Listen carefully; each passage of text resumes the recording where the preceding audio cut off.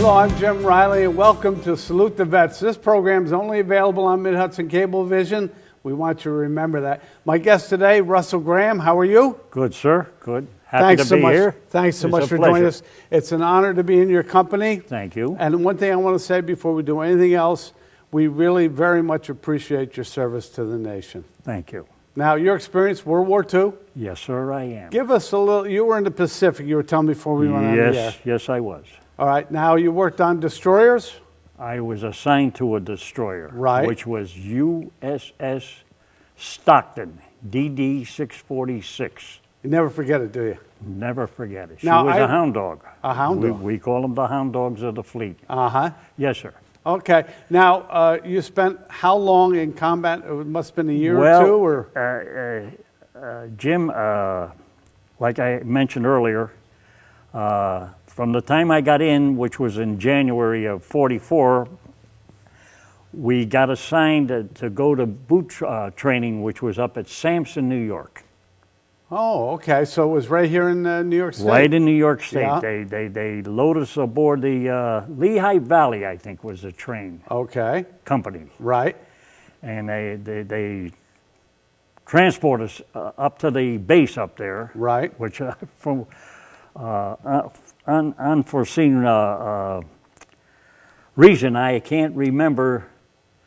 I can picture us up there and so on, but it was only a 4-week training episode. Right, because they had to get you out right away. They had to get us out, which they did, and lo and behold, they brought us down from there into Pier 91 after our 4 weeks up there. Right.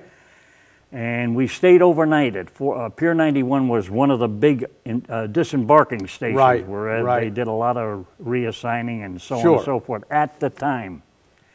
And then they got us together, which was the group going to be shipped out. Right. And they ran us on the Navy vehicles over to Pelham Bay. Right, okay. Which was, I think it was Hart's Island, which was a naval prison at the time, or jail. And they kept us there for 2 weeks. And after that 2 weeks, which, you know, it wasn't that we were confined, actually locked down, but that was our bedding for the 2 weeks till the 2 transport ships, Liberty ships, I take that back, Liberty ships, were assigned over at Bayonne, New Jersey. Right.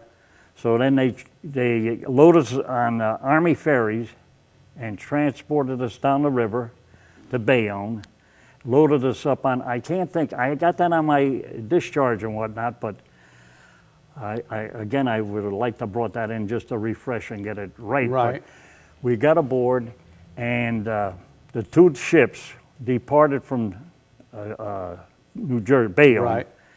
And we went across the Atlantic, through the Panama Canal. Okay.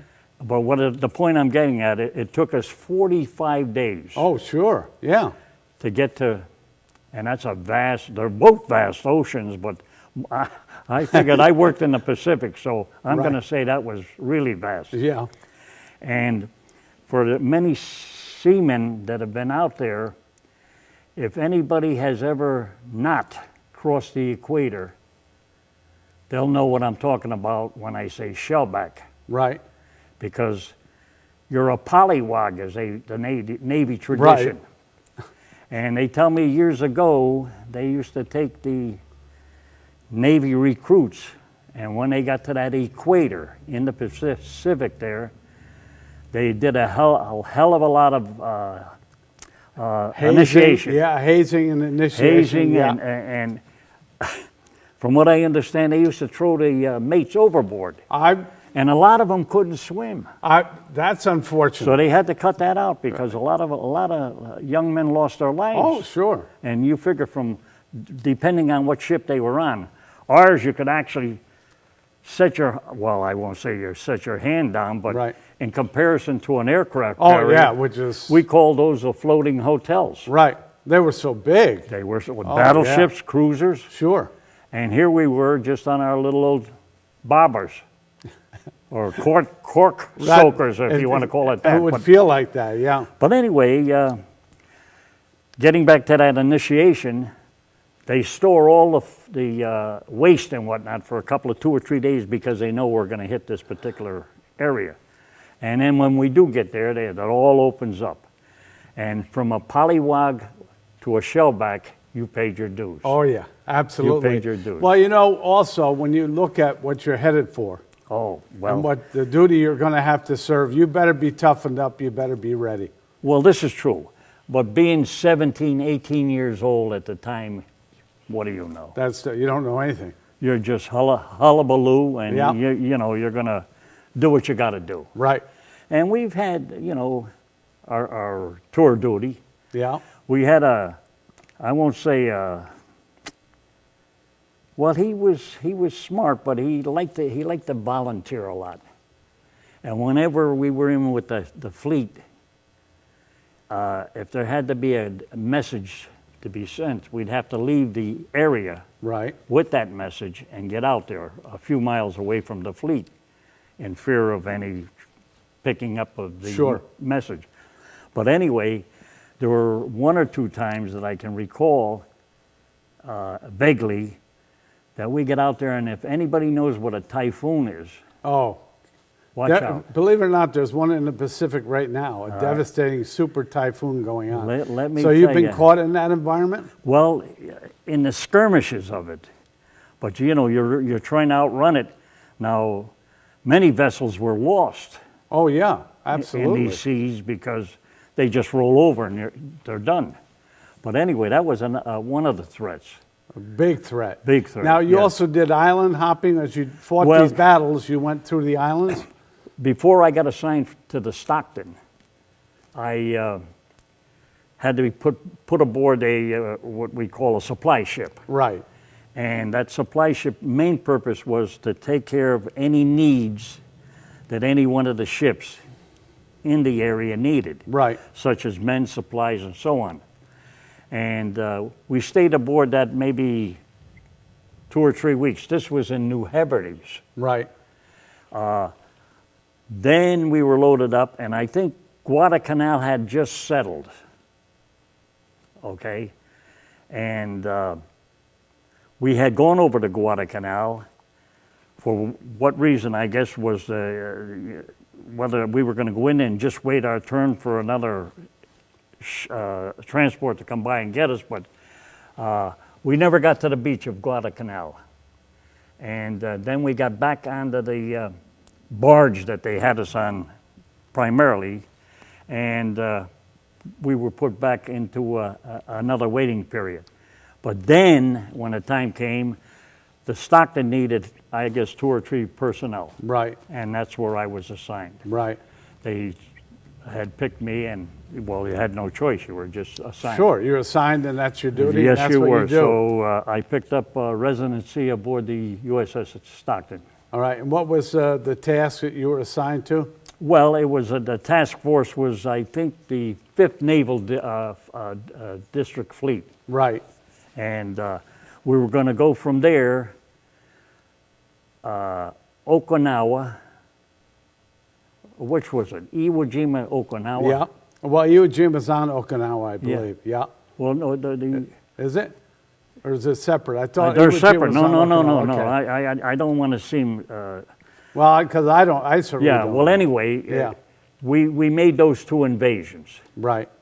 And the worst one was the Iwo Jima because they were dug in like rats. Oh yeah, they were not going to give tunneled that and up. what have you. And there was a lot of, and getting back to the memorial, which we were honored on that honor flight. Right. That Marine Corps memorial is sitting right down there, as big as all. Right. Heaven is sitting out there. But with that, we just carried on. And then when it came time to get in, after they secured Iwo, Okinawa, then the treaty was being declared. Right. And that was aboard the Missouri. That's USS, right. The Missouri, the battleship the end of World Missouri. War II is on the Missouri, yeah. Yes, it By the was. way, that's a huge vessel. And I The believe, Missouri's huge. if I'm not mistaken, I think that USS Missouri was built in 1946. I really don't know. I It think could she very went. well be. She got commissioned in '46. Well, you see, I'm trying to respond to you, but I'm Yeah. an Air Force guy. So, Well, no, you know, that's I don't all know right. the That's naval all- history, so I don't have That's that all right. side. That's all but right. let's say, so you were right up into the truce. You were right up there. Right till up, and it in was fact, settled. we were brought into Yokohama just to secure bases. And, Right. You know, as far as the Right. treaty, yes. Uh-huh. Yes, Now, we were. so how long after that did you get out? Whatever time it took, that vaguely that I can remember, maybe a week or two in and around Right. the To finish up tasks there and then for get back. the treaty and what have you. Then they set up a little goodwill tour. Oh, yes. Yeah, that would make sense, yeah. I think there was a light cruiser, maybe a light cruiser, and a couple other vessels I can't really recall. Mm-hmm. And we made like a goodwill tour coming back. Right. And we went to Singapore. Right. Did you go back through Hawaii? No, You sir. didn't go that way. We went around the Horn. Oh, okay. Okay, so right. we went to Singapore, Colombo, Ceylon, Mm-hmm. Cape Town, South Africa, Okay. and then right up into Lido Beach for Right. discharge. Uh-huh. And that's where I disembarked. Right. I have to tell you, it's amazing because that was such a cataclysmic event. World War II was just ungodly across the globe. It's amazing that you could go and have that experience and become well-balanced and really feel like you're settled after the fact. It's tough, wasn't it?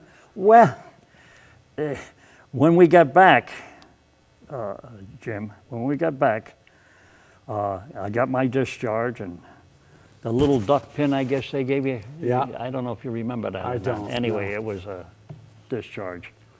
And they had what they called a 5220 club. And I tell this to other vets, and I don't know, they don't remember, some of them. But this was a unique way to say, well, you don't have to go to work for a year. Right.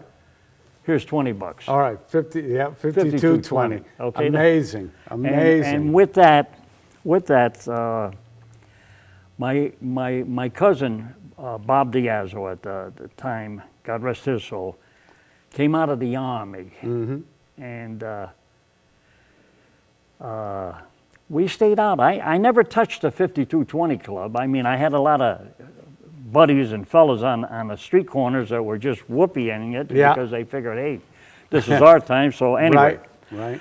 so not to be indifferent there, we hung out for a while there, maybe 2, 3, 4 months, and finally I got a hold of my cousin because I was more or less a vagabond as far as Right. my home life wasn't. Right. You weren't settled at that No, time. Yeah. so I had said to him, I said, hey, look, Bob, I says, you want to do this? And he says, what's that? I says, what do you say we re-up? Uh-huh. And he says, to where? And I said, well, you come out of the Army, I come out of the Navy. I says, why don't we hit the Marine Corps? Right, which is kind of blending the two together. Yeah. Bingo. Yeah. Which we did. And so how long did you spend there? The Cold War, 47 to 50. All right, through Korea in that environment or Well, no, pre-Korea? before that. Yeah, This is pre-Korea. 47 yeah. to 50. Yeah. And as we agreed, and we went down to the recruiting station, I mean, if I have to touch on this, we met with the gunny sergeant who was Right. at the time in the recruit, and got acquainted and so on and so forth. So when we got established there, he pointed to me and he said, look, ex-swab. Can I use the phrase ASS? No, I'd pass on it. Just, Okay, Yeah, pass. he called you a name. Okay, he Let's says use Bob. that. We Yeah. want to clean it up for TV. Absolutely. But anyway, I took it, and I says, well, yes, Sarge. He says, if you don't snap in up there at Boston, he says, your rump is going to be down at PI. I said, Right. so be it. Yeah. so be it. Well, you didn't have any problem with that, with the experience you had. Well, that's what I'm saying. So, Yeah. I mean, I would have faced up to it, Jim. Oh, I would absolutely. have faced up to it. All right, now, before we wrap things up, there's one thing I do want to bring up, because I told you I'm the president of our Kiwanis Club in Catskill, yes, and we've donated to Honor Flight. So if you would share with folks your experience with the Honor Flight, tell them what it is and what your experience was. Well, to start off with, thanks to Gary. Gary is the one that really... Gary Flaherty, yeah. Gary Flaherty is the one, God bless him. Good boy. Good man, a good soul, the whole 9 yards. Yeah. But anyway, he hooked up and he says, hey, you're entitled to make this Honor Flight. I said, well, I really heard about it, but I didn't pay much mind with it. And it's a trip to Washington, and D.C. it's a trip to Washington, the war memorials down Yes. there for anybody that served in any one of their branches. And it goes, well, your Arlington Cemetery, right, which is a vast. It is, yes. Unfortunately, yes, it is. So they took you from here. You said you went to 401 State Street in Hudson. We were told to report, and that we went to Hudson. Right. And we got aboard. In fact, they had it programmed already. Those that were chosen to go on that particular flight we had. Who was your host? My daughter. Debbie Rankins. See, we had to get her name in there. We had to She get her. told me before we went on the air, before we get done, make sure you say her name. Debbie Rankins. But she was your host for the day. Yes, she was. Wonderful. Yes, she was, and God bless her, and the flight as well. And they fly out of Albany to D.C., and then what is the trip like? It's just, no matter where we embarked to, at a particular stop or restaurant, there was always service-related honoring you as a past vet. Paying respects for the service that you made. Sir. And I think it's important for people to understand that veterans do need to be honored. They do need to be recognized. But when it happens, it really is glorious, isn't it? It'll knock your socks off. Fabulous. I was really, and the other, for what it's worth, speaking of that flight, this had been my first jet ride. Really? Really. Isn't that in exciting? All my years. It's exciting, isn't it? But to make it more exciting, the word was passed, I guess the hostess mentioned it to the pilot and the co-pilot. So as we were getting up to disembark to come into Baltimore, because that's from Baltimore, they take you, and that was marvelous. That reception right there. But before I got off the plane, the pilot invited me and my daughter into the cockpit and said, "Get in there, sit down there." And I said, I can't believe it. What an experience, huh? Oh, it was marvelous. It's fabulous. Russell, I want to thank you so much for joining us today. Again, thank you for your service to the nation. We honor all vets, but we particularly want to honor you today. Thanks so much for joining us. Jim, it's been a pleasure. We appreciate it. And stay well. I will, and thank you so much. We'll be right back after a few messages. We're here at Crossroads with John and his wife. Tell me, John, are you satisfied with the service here at Crossroads? Absolutely. We buy all of our vehicles here at Crossroads. It's a great place to come. Everyone's great to work with. Laid-back atmosphere. That sound scripted? Yeah. How are they treating you in the service department? Very friendly. Quick turnaround time. Not even time to finish my breakfast. Yeah, because you're wearing your breakfast. Just kidding. You new to Crossroads Ford? Yes, I am. I'm from the Delmar, Albany area. Quick drive. Yes, about 10 miles. Crossroads Ford, doing business with a personal touch. Time was, banking meant long lines. Then came online banking, free bill pay, ATMs, even mobile banking. Kinderhook Bank customers enjoy all these conveniences, plus a wide range of banking and loan services for both family and business. But sometimes you still need a face-to-face, maybe some coffee, or just a quiet moment. We have that too. Kinderhook Bank, your kind of bank. I remember the moment clearly. I'll never forget that moment. As long as I live. I realized at that moment, when we first saw the damage, these people really needed us. And I was going to make a difference, right here in my community. Together with local responders, we cleared trees and collapsed walls. We had to get to the family trapped beneath. As a citizen soldier, I made a difference. Be there for your community at NationalGuard.com.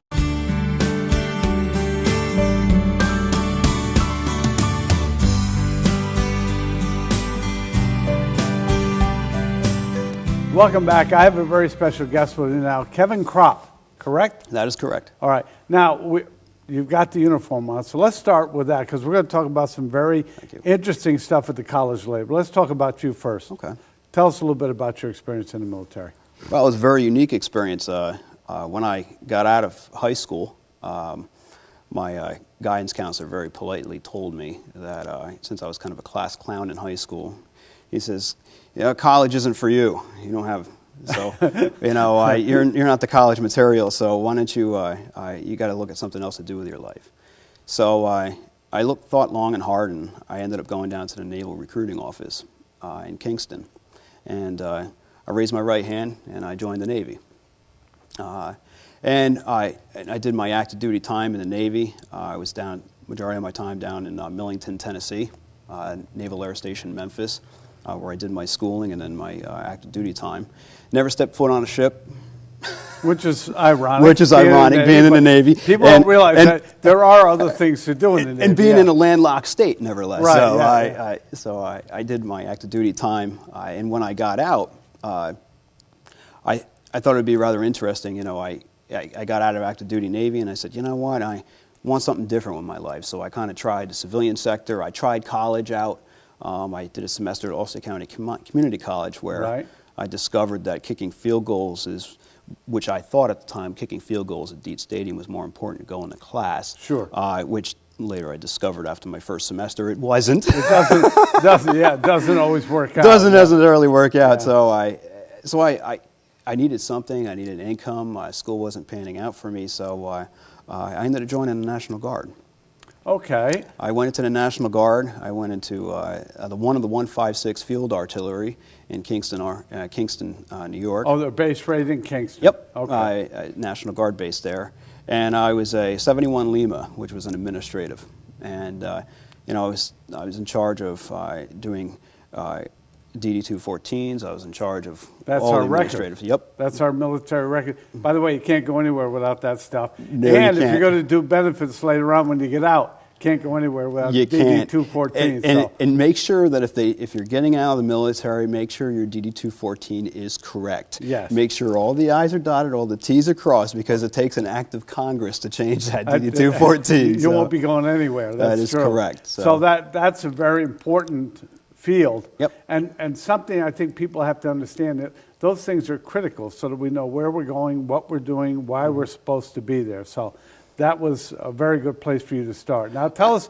you went into some very interesting stuff after that. Follow up with Well, very interesting thing is, while I was in the National Guard, we did our weekly drills at Camp Drum, and then we went up to Fort Drum up in Watertown, and I was on an AT and our training, and we got into our foxholes, did our interlocking line of fire. We had we were attacked by active duty Army just to make sure that we're in compliance. And as I'm digging the foxhole, and I'm in the foxhole, and the rain's coming down, and I'm holding my meal, which was supposed to be warm, which wasn't. And there's about a 1/4 inch of rain in there. And since we dug our foxhole wrong, we're about knee deep in water and mud. And I'm sitting there and I'm thinking to myself, why did I get out of the Navy? I said, I can't believe I'm here, in a foxhole, in the Army. So we got done with AT, and I really did some thinking, reflection of my life, what was going on. And I transferred back into the Navy because I realized digging foxholes wasn't exactly my cup of tea. And I gotta tell you, I respect and honor all those who do dig foxholes and have carrying, an M60, which is weighed more than me. And I was put on the 60 crew, which was kind of ironic. But I have a tremendous amount of respect for those who do it because I've been there and I understand. And it's, but I realized what wasn't for me. I need to do something else. Yeah, I need to do something else.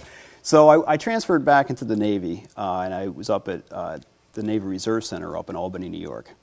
And as I went up there, they were looking for a billet for me, and they said, "Well, we could put you in with the Seabees." And I said, "Well, what's the Seabees?" And I come from Fleet Side. I said, "Well, what's the Seabees?" And they said, "Well, they're the construction battalion of the Navy, where their slogan is, we build, we fight, we drink all night." And I said, sounds good to me. All right, let's go for it. So they put me into the Seabees, and as I was there in my billet, I handled still handle a lot of the administrative duties. You know, 'cause being a reserve, they didn't really have, at the time, a yeoman or any other thing. So I handled a lot of their administrative, all their muster reports, and all that kind of stuff. And that's what I did in the Navy. And it was in the reserves until September 11th. Now, while I was in the reserves, I met my soon-to-be wife, Michelle, and I was working at a local Boy Scout camp, Camp Trimount, during the summer. Very well known in these parts. Very well known, and great camp, great program. And I was working up there as the assistant camp director and doing drill weekends, and I was also working at Lens Crafters in Kingston. And I came home one day, and my wife says, "Hey, what are you doing this fall?" And I said, "Well, drill weekends, Lens Crafters." And my wife says to me, "No, you're not. I filled out your application. Your financial aid is done. You start at Columbia Green this fall." And I'm like, time out. Yeah. I did the college thing. It didn't work out for me, and I don't think it's going to work out again. She goes, "Well, I see a lot of potential that you have, and you need to pursue it." Right. So I ended up going to Columbia Green, and my first year at Columbia Green, I had excellent professors. Tom Gary. Tom's a good fellow. I'm a Columbia Green grad as well, so I can identify with what you're talking about. But it's critically important to know that sometimes we're just not ready for the experience. Mm-hmm. I think that's what your wife identified. Right. You're now ready for that experience. And I think for so many people in this area, Columbia Green has been a blessing. Wouldn't you agree? Well, for me, I noticed that my first semester at Columbia Green, it was unique. I found everyone to be so supportive. They catered to my needs, what I needed, and it's tough for veterans who are coming home. And it's one thing to transition to a civilian life. It's another thing to a college life, because college is, entirely. Civilians have a hard time transferring to a college way of life. So, so for those coming home, it's a double transition, which is challenging. All right, so let's talk about this now, because this is what I like about having your experiences and now being in college. I'm going to read your title, because I like this title. Okay. His role, let's see. You currently serve as the chair of the Veterans Affairs Task Force Committee and advisor to the Students Veteran Club at Columbia Green Community College. That is correct. God bless you. I Thank think you. that's something that's critically important. Services to the vets is something that we're all dedicated to, committed to, but that the college has made that commitment and put a person like you with your experience and background in charge is something I feel very good about, being a Columbia Green grad. Now, tell us, you recently had a very important, significant opening at the college, and that was? Well, we just recently opened up our Battle Buddy Center. What we call at the college is the Veteran Support and Resource Center, the VSRC. Right. We in the military, we love acronyms. You got to have an acronym, that's correct. So we have the VSRC at the college, and the purpose, I know when I was a student at Columbia Green, being a veteran myself, we kind of wanted a place where we can talk with other veterans. Yes. Now, with the emergence of Operation Enduring Freedom, Operation Iraqi Freedom, the war in Iraq and the war in Afghanistan, individuals coming home, there are certain things that a veteran can talk to other veterans about. That's right. And I remember people would say to a veteran all the time, "Oh, you were in Iraq or you were in Afghanistan.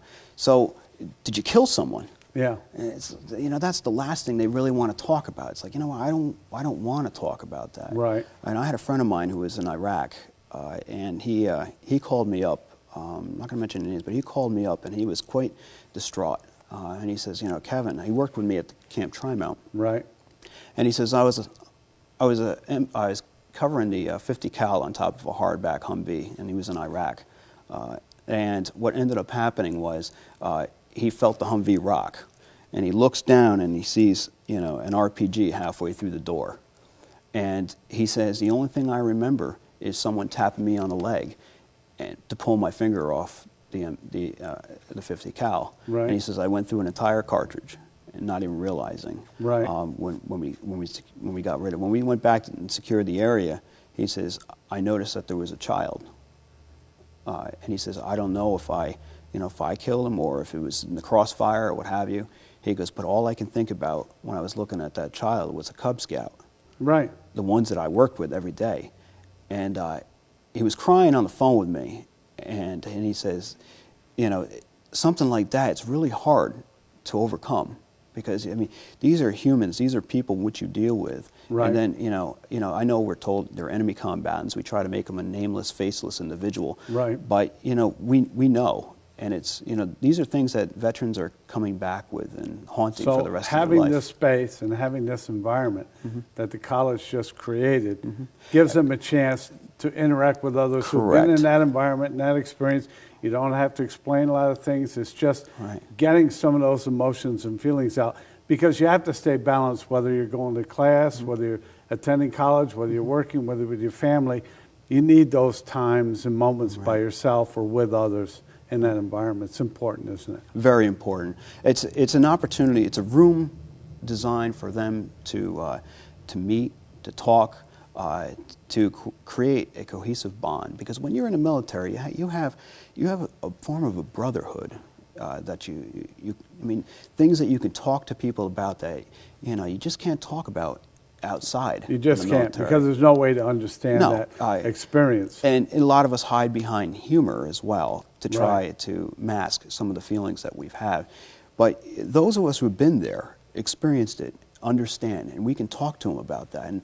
And I teach psychology at the college. I'm an adjunct instructor, and I teach psychology at the college. And talk therapy is very important. Just to get it off your chest, to express what's on your mind. And this provides a safe haven for veterans to do exactly that. Yeah. In addition, at the Battle Buddy Center or the VSRC, we have a library of literature. Everything from educational benefits to health, mental health. We have brochures from the Mental Health Association of Columbia Greene County, the Veterans Administration. We have a suicide prevent hotline with a phone there. We have a ton of information available to them and resources to help them transition from the military way of life to the civilian way of life. So it's got a huge library there as well.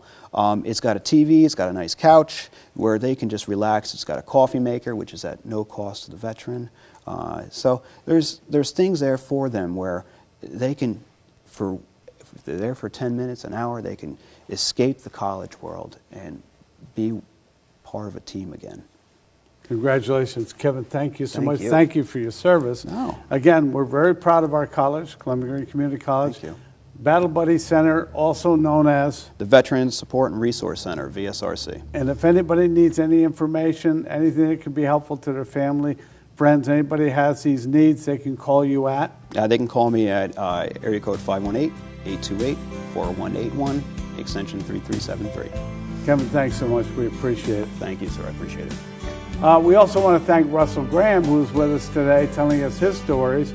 And we want to thank all our men and women of the military services that have provided this great service to the nation. We look forward to seeing you again real soon on Salute the Vets.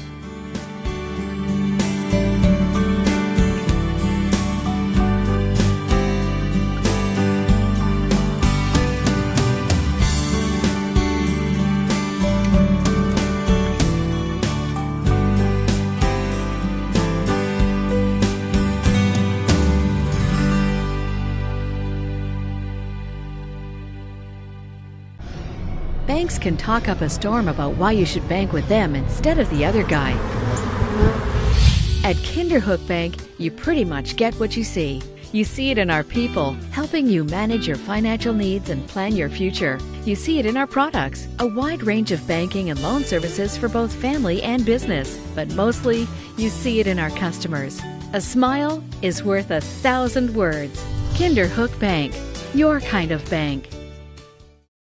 We're at it again here at Crossroads Ford. I see you went with the Ford Escape. Yes, I took it for a test ride and I love it. It has the navigation and the sync features which I was looking for. The sync features. Let's go talk to someone in the service department. What kind of cars do you work on? Fords, Subarus, Chevys. So basically anything with four wheels, right? Absolutely. I got a go-kart needs a tune-up. Bring it in. We can do it. I'm Ron Teeter, owner of Crossroads Ford. You gotta give us a try.